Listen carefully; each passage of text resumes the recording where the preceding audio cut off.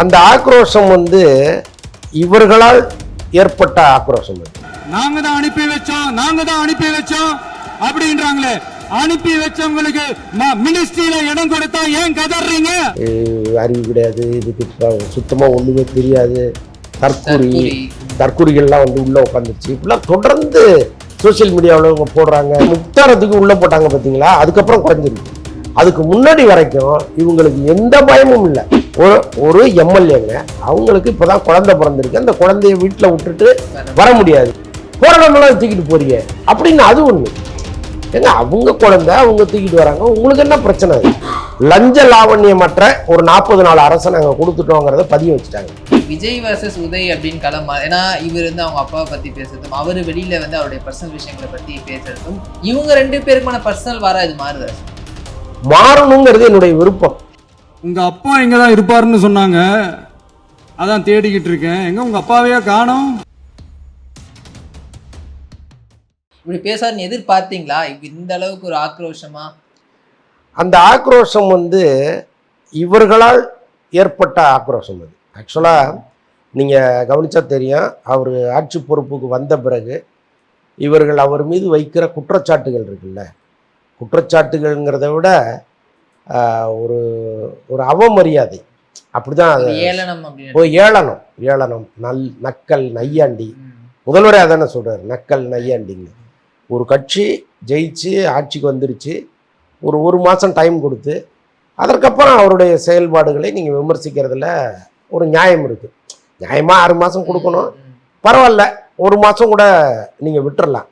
ஆனால் 4வது நாள் நீங்கள் இங்கே இருக்கிற அமைச்சர்கள் குறித்தும் முதலமைச்சர் குறித்தும் தொடர்ந்து வைக்கிற அந்த அவமதிப்பு இருக்குல்ல, அது ரொம்ப ரொம்ப ஒரு பரிதாபகரமான ஒரு விஷயமா இருக்குது. என்னென்னா, படிக்கிற நமக்கு சம்மந்தம் இல்லாத நமக்கே வந்து ஒரு எரிச்சலை ஏற்படுத்துகிற அளவுக்கு எல்லா அமைச்சர்களையும், அறிவு கிடையாது, இதுக்கு சுத்தமாக ஒன்றுமே தெரியாது, தற்கூரிகள்லாம் வந்து உள்ளே உட்காந்துருச்சு, இப்படிலாம் தொடர்ந்து சோசியல் மீடியாவில் இவங்க போடுறாங்க, பேசுகிறாங்க. எப்போ இது குறைஞ்சிருக்குன்னா, முக்தாரத்துக்கு உள்ளே போட்டாங்க பார்த்தீங்களா, அதுக்கப்புறம் குறைஞ்சிருக்கு. அதுக்கு முன்னாடி வரைக்கும் இவங்களுக்கு எந்த பயமும் இல்லை. ஒரு முதலமைச்சரை பேசுகிறோம், ஒரு பொதுப்பணித்துறை அமைச்சரை பேசுகிறோம், இது இந்த உணர்வே கிடையாது. அசிங்கமா ரொம்ப, அதுவும் பெண்கள், முக்கியமாக பெண் அமைச்சர்கள் எல்லாம் இவங்க விமர்சனம் பண்ணது இருக்குல்ல, ரொம்ப ரொம்ப பரிதாபம். ஒரு எம்எல்ஏங்க, அவங்களுக்கு இப்போதான் குழந்தை பிறந்திருக்கு, அந்த குழந்தைய வீட்டில் விட்டுட்டு வர முடியாது, சட்டமன்றத்துக்கும் வந்துதான் ஆகணும், அது வந்து அவங்க கடமை, அப்போ வந்துதான் ஆகணும், போராடமெல்லாம் தூக்கிட்டு போறீங்க அப்படின்னு. அது ஒண்ணு ஏங்க, அவங்க குழந்தை அவங்க தூக்கிட்டு வராங்க, உங்களுக்கு என்ன பிரச்சனை? இது என்னென்னவோ ஒப்பிடுறாங்க. நான் மதிக்கிற மூத்த பத்திரிகையாளர் ஒருத்தர் சோசியல் மீடியாவில் போடுறாரு, சொல்றதுக்கு எனக்கு கஷ்டமா இருக்கு. இந்த சிக்னல் எல்லாம் பிச்சை எடுப்பாங்கல்ல குழந்தைய வச்சுட்டு, கிட்டத்தட்ட அதை ஒப்பிட்டு அவர் எழுதுறாரு. படிக்கிற எனக்கே இவ்வளவு எரிச்சலா இருக்கும்போது, ஒருவேளை இது முதல்வரின் பார்வைக்கு போச்சுன்னா அவர் என்ன நினைப்பாரு? ஆனால் அதற்கப்புறம் வந்து இந்த அமைச்சர்கள் நடந்து கொண்ட விதம் வந்து உள்ளபடியே எனக்கு நெகிழ்ச்சியா இருந்துச்சு. ஏன்னா இப்படியெல்லாம் வருகிற இந்த விமர்சனங்களை கேட்டு அந்த அம்மா ஃபீல் பண்ணிட்டா என்ன ஆகுதுன்ட்டு, அந்த குழந்தைய தூக்கிட்டு அவங்க வரும்போது ஆளாளுக்கு அந்த குழந்தைய வாங்கி கொஞ்சுறாங்க. ஒரு பக்கம் முதலமைச்சர் கொஞ்சுறாரு, இன்னொரு பக்கம் ஆதவ அர்ஜுனா கொஞ்சுறாரு, இன்னொரு பக்கம் வந்து ராஜ்மோகன் கொஞ்சுறாரு. அப்ப என்னன்னா, இந்த உலகம் என்ன வேணாலும் பேசு, நீங்க கவலைப்படாதீங்கம்மா, நாங்க இருக்கோம் அப்படிங்கிற ஒரு உணர்வு அது. அப்போ நீங்க நல்லா யோசிச்சு பாருங்க, முதலமைச்சர்ல ஆரம்பிச்சு கடைகோடியில் இருக்கிற ஒரு எம்எல்ஏ வரைக்கும் இவங்க கேவலப்படுத்திட்டே இருக்காங்க. நீங்களாம் நான் கத்துக்கிட்டு வந்துட்டீங்களா? இல்லை, பிறக்கும் போதே கத்துட்டு வந்தவங்களா நீங்களாம்? கிடையாது. இல்லை, எல்லாம் இங்க வந்து பயிற்சி எடுத்தவர்கள். நீங்க வேணா ஒரு 50-60 வருஷமா நீங்க இங்க இருந்திருக்கலாம், பதவியில இருந்திருக்கலாம், பொறுப்புல இருந்திருக்கலாம், உங்களுக்கு எல்லாமே தெரியும். ஆனால் புதியவர்கள் வர்றாங்க, அவங்களுக்கு எல்லாமே புதுசா இருக்கும். அப்போ அவங்க எப்படி வந்தாங்களோ அந்த வழக்கத்தை மாற்றுவதுங்கிறது கொஞ்சம் லேட் ஆகும். ஸோ அதை கூட புரிஞ்சுக்காம அடிக்கிற அடி இருக்குல்ல, இதுதான் இன்னைக்கு அவர் வெளிப்படுத்துறாரு. ஆமா, அதுதான் அவர் கோவப்பட்டு அவ்வளவு பேசுறாரு. 4 நாள் சட்டமன்றம் வந்து முடிஞ்சிருக்கு சார். தாவேக்கனுடைய முதல் சட்டமன்றம். என்னென்ன பாசிட்டிவான விஷயங்கள் நடந்திருக்கு, இதெல்லாம் இன்னும் அவங்க வந்து அப்கிரேட் பண்ணணும்னு நினைக்கிறீங்க சார்? ஆக்சுவலாக பாசிட்டிவான விஷயம் அப்படிங்கிறது வந்து இன்னைக்கு மக்கள் எல்லாருமே டிவி முன்னாடி உட்காந்துருக்காங்க. அப்போ நம்முடைய கருத்துக்களை ரொம்ப சுலபமாக வீட்டுக்கு வீடு சேர்த்துட்டோம் அப்படிங்கிற ஒரு உணர்வு அவங்களுக்கு இருக்கும். அப்போ இவங்க சேர்த்தது என்னங்கிற கேள்வி இருக்கு இல்லையா? லஞ்ச லாவண்யமற்ற ஒரு 40 நாள் அரசை நாங்கள் கொடுத்துட்டோங்கிறத பதிய வச்சுட்டாங்க. எனக்கு என்ன இதுன்னா, இப்போ இங்கே இந்த விஷயம் மக்கள்கிட்ட போகாமல் இவங்களுக்கு எதுவுமே தெரியல, இவங்க எழுதிட்டு வந்து படிக்கிறாங்க, சட்டமன்றத்தில் வந்து முதலமைச்சருக்கு பதில் சொல்ல திராணி கிடையாது, அவருக்கு வந்து எந்த பயிற்சியுமே இல்லை, பதிலை வந்து இங்கே சொல்லாமல் ஒரு வீட்டில் போய் ட்விட்டரில் சொல்கிறாரு, இப்படின்லாம் அவர் குறித்து ஒரு ஒரு ஒரு பதிவை இங்கே வந்து மக்கள் மனசில் பதிய வைக்கணும்னு நினச்சிட்டே இருந்தாங்கல்ல, அது உடஞ்சிருச்சு. அது கிடையாதுங்க. நாங்கள் இந்த 40 நாளில் எங்கேயுமே லஞ்ச லாவண்யம் இல்லாமல் பார்த்துக்கிட்டோம். இதில் வந்து நிறைய பேர் மீது நடவடிக்கை எடுத்துருக்குறோம். ட்ரான்ஸ்ஃபருக்கு பணம் வாங்கலை, அப்பாயின்மெண்ட்ஸுக்கு பணம் வாங்கலை, டெண்டருக்கு கமிஷன் வாங்கலை. இப்போ இந்த தொகை எல்லாமே நாங்கள் அரசு கஜானாவுக்கு கொண்டு வர்றோம். மக்கள் ஹாப்பியாக இருங்க, கொஞ்சம் வெயிட் பண்ணுங்கள், நாங்கள் நல்லது செய்கிறோங்கிற அந்த பதில் இருக்குல்ல, இது வந்து மக்களை போய் சேர்ந்துருச்சு. அதுதான் இந்த 40 நாளில் நல்லதுன்னு பார்க்கறது. நான் இதுதான் பாசிட்டிவாக. இன்னும் கொஞ்சம் இதெல்லாம் வந்து அடுத்த சட்டமன்றத்துக்குள்ள தாவேக்கா இன்னும் அவங்களை இம்ப்ரூவ் பண்ணிக்கணும்னு நினைக்கிற விஷயங்கள் சார். ஆக்சுவலாக அவங்க கொஞ்சம் உணர்றாங்க, நமக்கு வந்து அனுபவம் இல்லைங்கிறத உணர்றாங்க. அதற்கான பயிற்சி வகுப்புகள் நடக்குது. அதை வந்து இப்போ 1 நாள் 2 நாளில் கற்றுக்க முடியாது. ஆனால் முடிந்த அளவுக்கு என்னெல்லாம் செய்யணும் அப்படிங்கிறத இவங்க சொல்லி கொடுத்துருக்குறாங்க. இந்த பயிற்சி வகுப்புகளை இவங்க இன்னும் அதிகப்படுத்தணும். இந்த 10 நாள் வகுப்பு அதை அவங்க மாற்றினாங்கன்னா நல்லாயிருக்கும். இன்னும் நிறைய கருத்துக்களை அங்கே வந்து அவங்க சொல்லணும். இப்போ பழைய சட்டமன்ற அவை குறிப்புலேருந்து நான் இந்த வார்த்தையை நீக்கிட்டேன், இந்த வார்த்தையை சேர்த்துட்டேன் அப்படின்லாம் சபாநாயகர் சொல்கிறாருல, இந்த அவை குறிப்புன்னா என்ன, அது எவ்வளவு முக்கியத்துவம் வாய்ந்தது, எத்தனை வருடங்களாக அது இங்கே இருக்குது, நமக்கு முன்னாடி உள்ளவங்க எவ்வளவு அழகாக அதை ஹேண்டில் பண்ணியிருக்காங்க, எவ்வளவு சுவாரஸ்யமான விஷயங்கள் இந்த சட்டமன்றத்தில் நடந்திருக்கு, இந்த சட்டமன்றத்தால் என்னெல்லாம் நன்மைகள் விளைஞ்சிருக்கு, இது எல்லாத்தையுமே நீங்கள் புதிய உறுப்பினர்களுக்கு சொல்ல சொல்ல அவங்க இன்னும் பக்குவமாவாங்க. இந்த பயிற்சி வகுப்பை இன்னொரு 10 நாள் அவங்க நடத்தினாங்கன்னா சரியா இருக்கும். முதல்வர் எதிர்கட்சி தலைவர் அப்படின்ற அந்த சண்டையை தாண்டி விஜய் வர்சஸ் உதய் அப்படின்னு களம், ஏன்னா இவர் வந்து அவங்க அப்பாவை பத்தி பேசுறதும், அவர் வெளியில வந்து அவருடைய பர்சனல் விஷயங்களை பத்தி பேசுறதும், இவங்க 2 பேருக்குமான பர்சனல் வாரா இது மாறுதா சார்?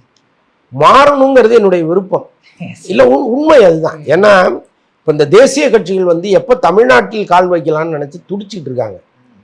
ஒரு தேசிய, அதாவது காங்கிரஸையும் பிஜேபியும் ஒழிச்சு பல வருஷம் ஆகிப்போச்சு. இங்கே வந்து திராவிட இயக்கங்கள் தான் தமிழ்நாட்டை ஆள முடியுங்கிற ஒரு சூழ்நிலையை நம்ம உருவாக்கியிருக்கோம். இப்போ இந்த காலகட்டத்தில் மெல்ல பிஜேபி இங்கே உள்ள நுழைவதற்கான வாய்ப்புகளை எதிர்பார்த்து காத்துட்டு இருக்கு. அப்போ ஒரு புறம் அதிமுகங்கிற கட்சியை மக்களே கொஞ்சம் நிராகரித்து வச்சுட்டாங்க.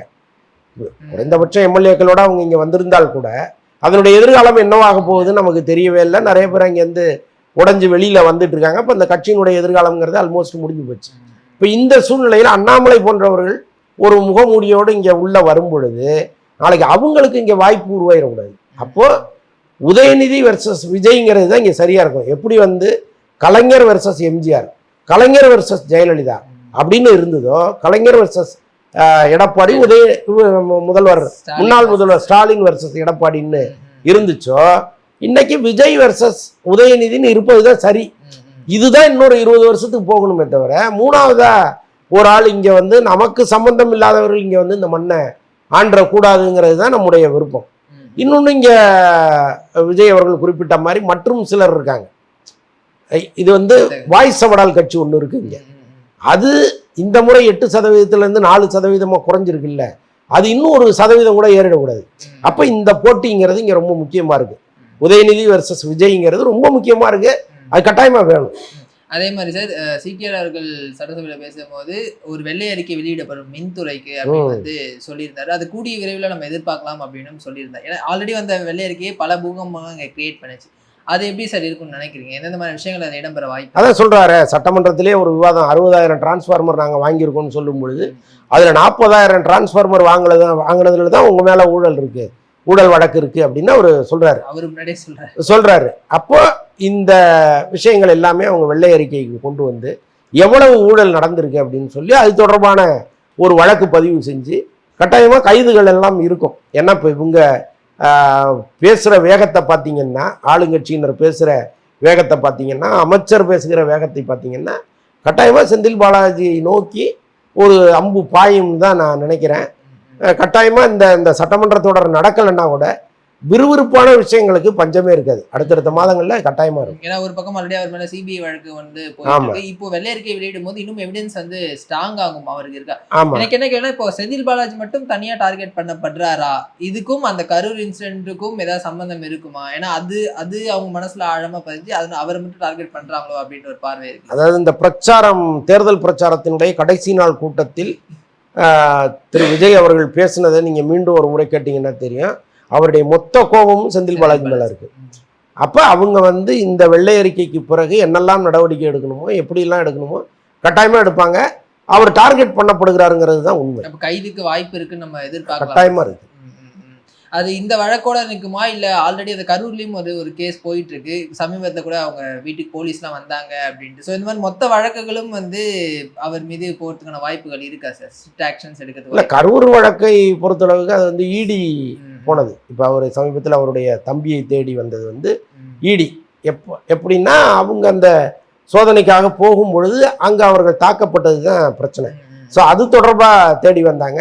அதற்கும் இவங்க போடுற வழக்குக்கும் சம்பந்தம் இல்லை. இது தனி நடவடிக்கை, அது தனி நடவடிக்கை. அடுத்த நிகழ்வு தொடர்ந்து பேசுங்க. தகவல் நன்றி.